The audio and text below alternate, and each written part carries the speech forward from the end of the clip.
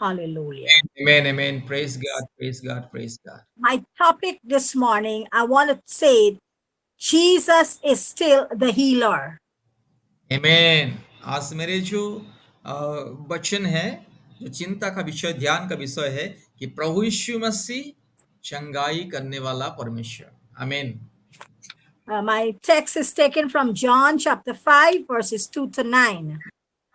John 5:2-9। Okay, यूहन्ना 5 अध्याय 2 से 9 हम लोग वर्तमान इस वचन को ध्यान करेंगे। यूहन्ना 5 2 से 9।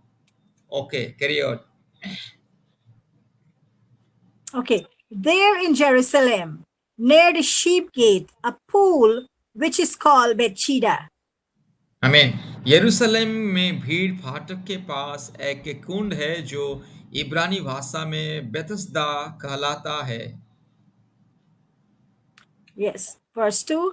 There were a great number of disabled people used to lie there. उसके 5 ओसारे हैं। इनमें बहुत से बीमार, अंधे, लंगड़े और सूखे अंग वाले पानी के हिलने की आशा में पड़े रहते थे। आमीन। Verse 4. Some were the blind, the lame, the paralyzed,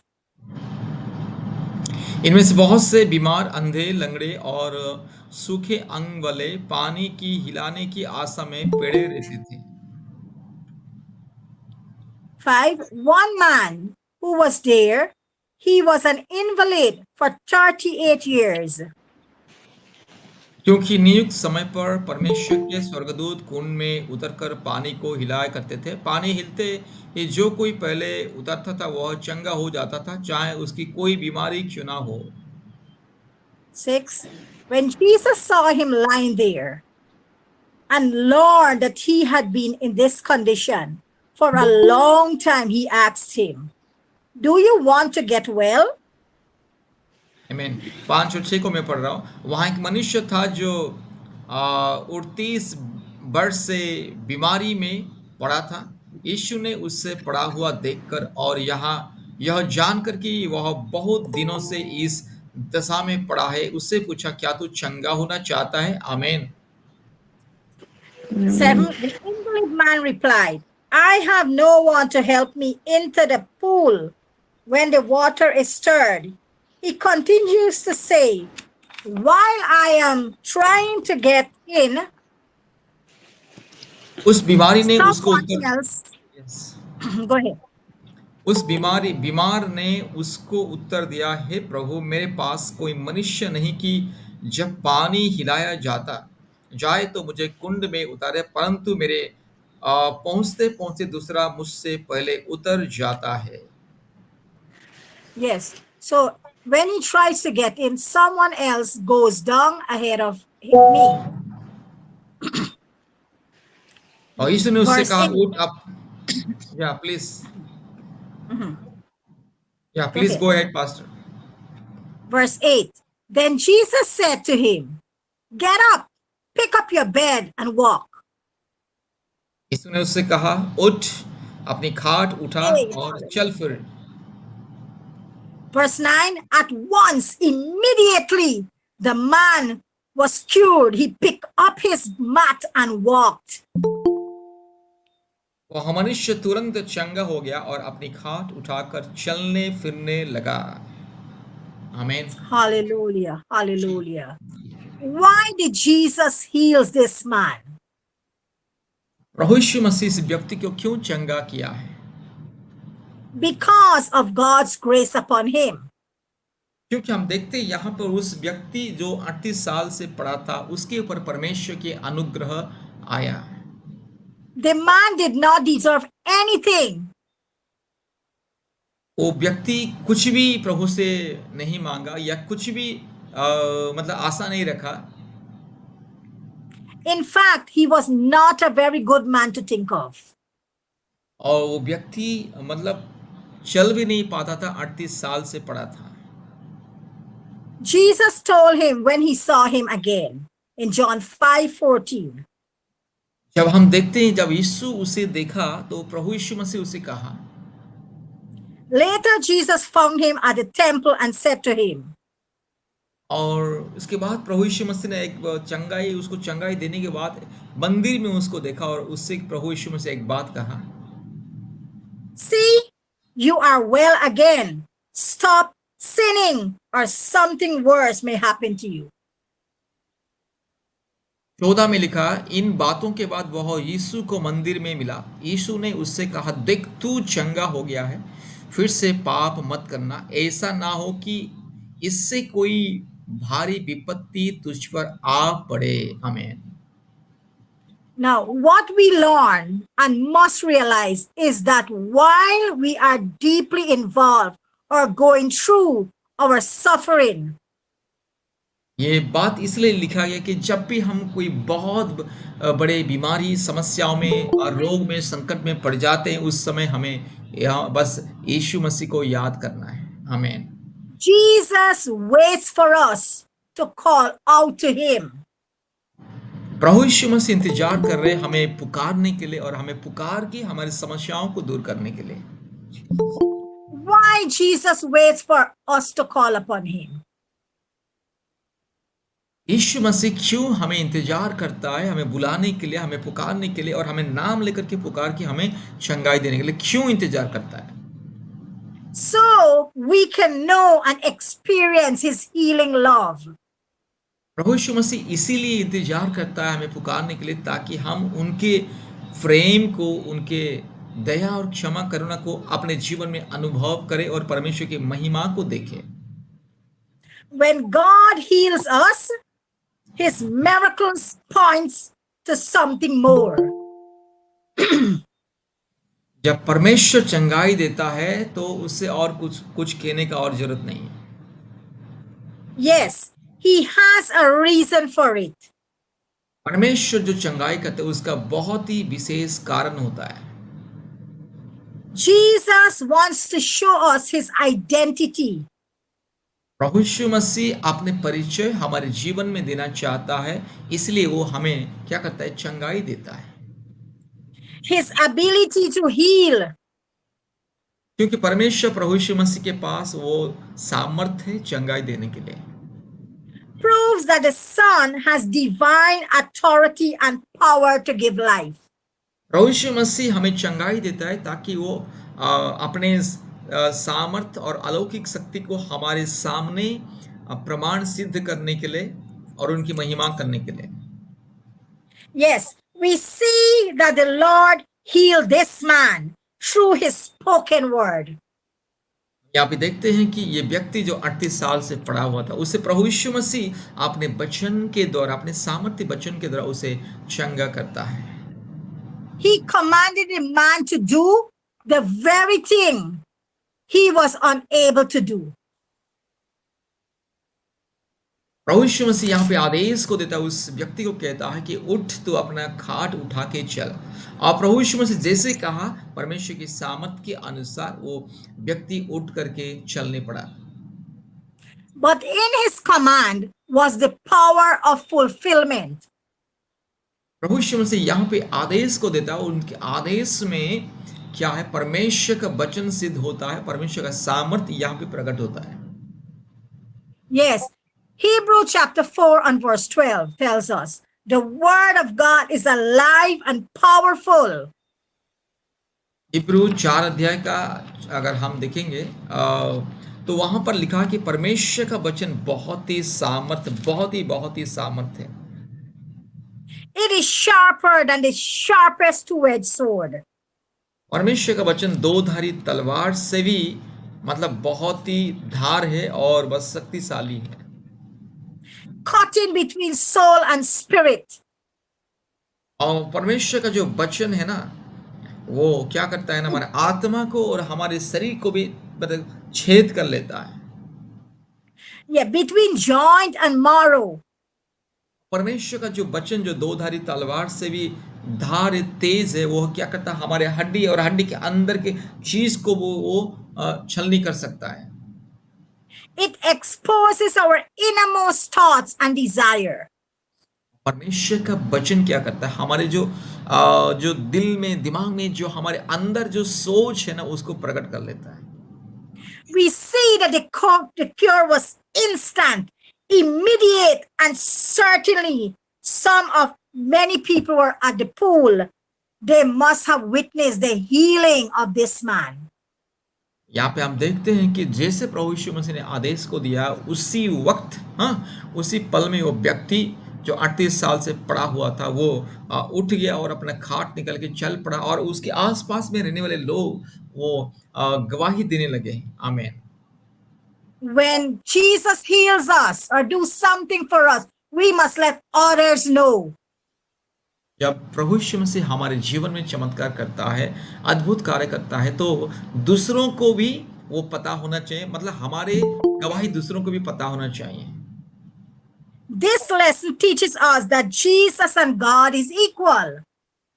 ये वचन हमें ये शिक्षा देता है कि पिता और पुत्र और पवित्र आत्मा एक है।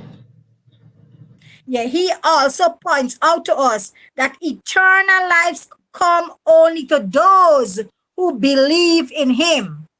पवित्र वचन में संपूर्ण ये कहता है कि अनंत जीवन केवल उसे मिलता है जो प्रभु यीशु मसीह को संपूर्ण विश्वास करता है। Yes, John chapter 5 verse 23 to 24 tells us, so that everyone will honor the Son, just as they honor the Father.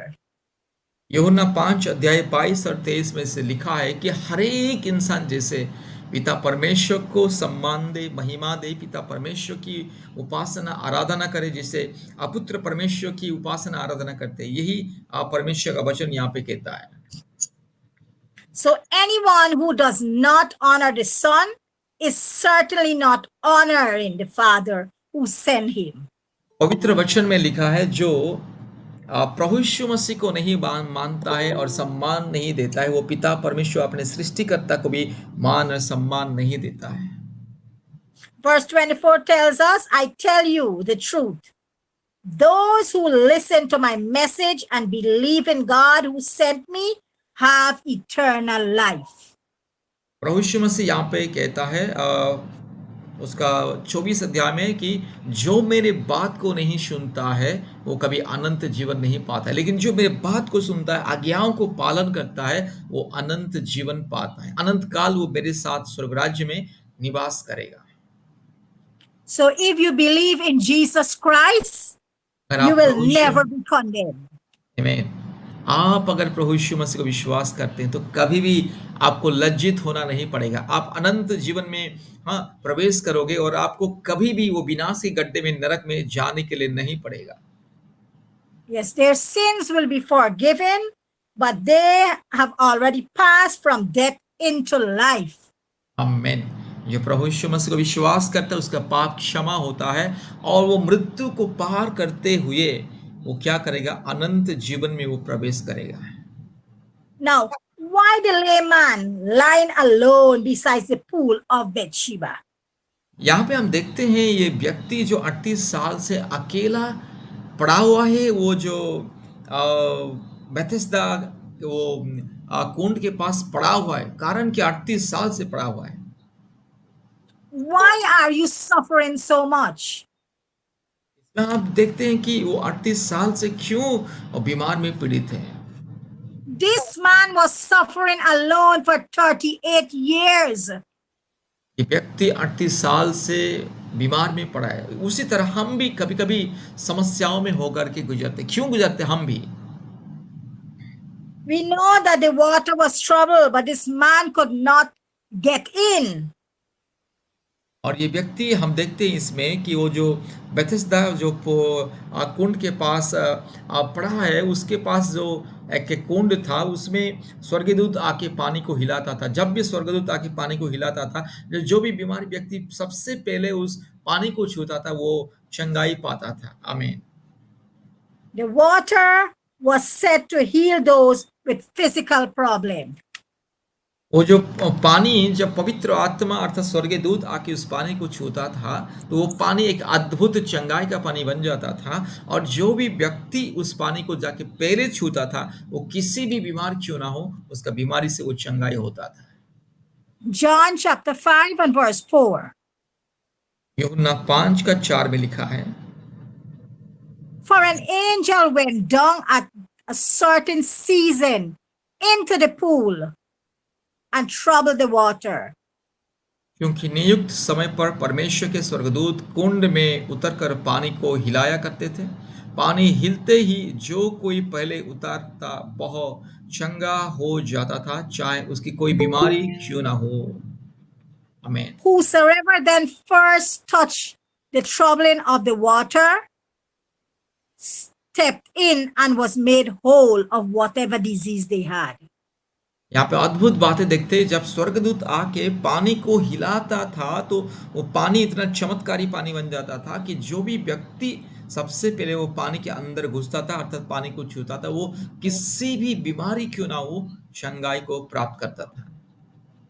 I believe this morning the angel that was there to heal was Jehovah Rapha. हम विश्वास करते हैं कि जो स्वर्गदूत वहां पर आता था वो केवल परमेश्वर, हाँ, यहोवा परमेश्वर, चंगाई देने वाला परमेश्वर बस आता था स्वर्गदूत के रूप में आके उसको बीमारियों को चंगा करता था। Jehovah Rapha, the God who heals, was there. Jehovah Rapha का मतलब है कि परमेश्वर जो चंगाई देता है। Tonight, this morning, Jehovah Rapha is here with us on this line. आमीन। आज मेरे प्यारे भाइयों और बहनों, यहोवा राफा अर्थात चंगा करने वाला परमेश्वर आज हमारे साथ है। वो हम सबको चंगा करने के लिए जा रहा है। He is here to heal you this morning. मेरे प्यारे भाइयों और बहनों, परमेश्वर यहाँ पे है कि हमारे सारे बीमारियों से, दुर्बलता से हमें चंगा करने के लिए। Whatever you are going through this morning, आमीन। आप किसी भी समस्या, तकलीफ में क्यों ना हो, आज यहोवा राफा परमेश्वर आपको चंगा करने के लिए जा रहा है। He is right here with us, right here. आमीन। यहोवा राफा परमेश्वर आपके सम्मुख है, हम सबके सम्मुख है, आपको मेरे को हर एक बीमारियों से, दुर्बलता से चंगा करने के लिए। Exodus chapter 15 and verse 26. निर्गमन 15 का 26 में लिखा है, He said, if you will listen carefully to the voice of the Lord, your God, यदि तू अपने परमेश्वर यहोवा का वचन मन से सुने और जो कि उसकी दृष्टि में ठीक है वही करे और उसकी आज्ञाओं पर कान लगाए और उसकी सब विधियों को माने, तो जितने रोग मैंने मिस्रियों पर भेजे उनमें से एक भी तुझ पर ना भेजूंगा, क्योंकि मैं तुम्हारा चंगा करने वाला यहोवा परमेश्वर हूँ। आमीन। and do what is right in his sight. परमेश्वर का वचन कहता है, परमेश्वर के नजर में जो उत्तम है, जो अच्छा, वही बात कर, वही कार्य कर, तो तुझे परमेश्वर चंगा करेगा। Obeying his commands and keeping all his decrees. परमेश्वर की आज्ञाओं को मानिए और उसकी व्यवस्था पर चलिए, तो आपको हर प्रकार की बीमारियों से परमेश्वर चंगा करेगा। आमीन। Then I will not make you suffer any of the disease I sent on the Egyptians. आमीन। परमेश्वर कहता है, जब तू मेरी आज्ञाओं को मानोगे, मेरे विधियों पर चलोगे, तो मैंने जो जो बीमारी मिस्र के लोगों को दिया था वो बीमारी तुझ पर मैं नहीं दूंगा। For I am the Lord who heals you. आमीन। यहाँ पे परमेश्वर कहता है कि मैं तुम्हारा चंगा करने वाला परमेश्वर। This morning you have heard the word, and if you believe and have faith as a grain of mustard seed, it says you will be delivered and set free in Matthew chapter 17. Go ahead, Pastor. मत्ती 7 अध्याय में लिखा कि अगर तुम 20 to 21. या 7 का 21 20 और 21, मत्ती 7 का 20 और 21 में लिखा है, अगर तुम्हारे विश्वास राई की दाने की तरह हो, अगर होगा तो बस तुम्हारे विश्वास के द्वारा परमेश्वर बड़े बड़े चमत्कार कार्य को प्रकट करेगा। Yes, Matthew 17 verse 20, he replied, because you have so little faith. Truly I tell you, if you have faith as small as a mustard seed, you can say to this mountain, move from here, and it will move. Nothing will be impossible for you. Amen. Praise God. Hallelujah. आमीन आमीन। Hallelujah. प्रभु यीशु मसीह यहाँ पे Hallelujah. कहता है Thank you. कि अगर तुम संपूर्ण दिल से राई के दाने की तरह संपूर्ण हृदय से विश्वास करोगे और ये पहाड़ को भी अगर कहोगे कि उठ चल इस समुद्र में, पर तो वो जाएगा, समुद्र में गिरेगा। अर्थात पहाड़ जैसे समस्या होने से भी अगर आप संपूर्ण विश्वास करोगे तो वो पहाड़ जैसे समस्या भी आपके नजर से, आपके जीवन से संपूर्ण दूर हो जाएगा, अदृश्य हो जाएगा। आमीन। Thank you, Lord. Father, I thank you as I feed your people this morning. God, I thank you, God, that everyone that hears my voice, oh God, Lord, in the name of Jesus, will hearken unto the word of God under the sound of my voice. God, that your anointing will break yokes, faith will be lifted, oh God, and life will be healed, oh God. Every diseases will be healed because you are still the healer in the name of Jesus. I speak to everyone on this line this morning. Be healed in the name of Jesus. I thank you, God, and I praise you for instant healing. I thank you for the miracle, oh God, according to your word, it shall be done in Jesus' name. I give you thanks and praise. Amen. Amen, amen, amen, amen, amen.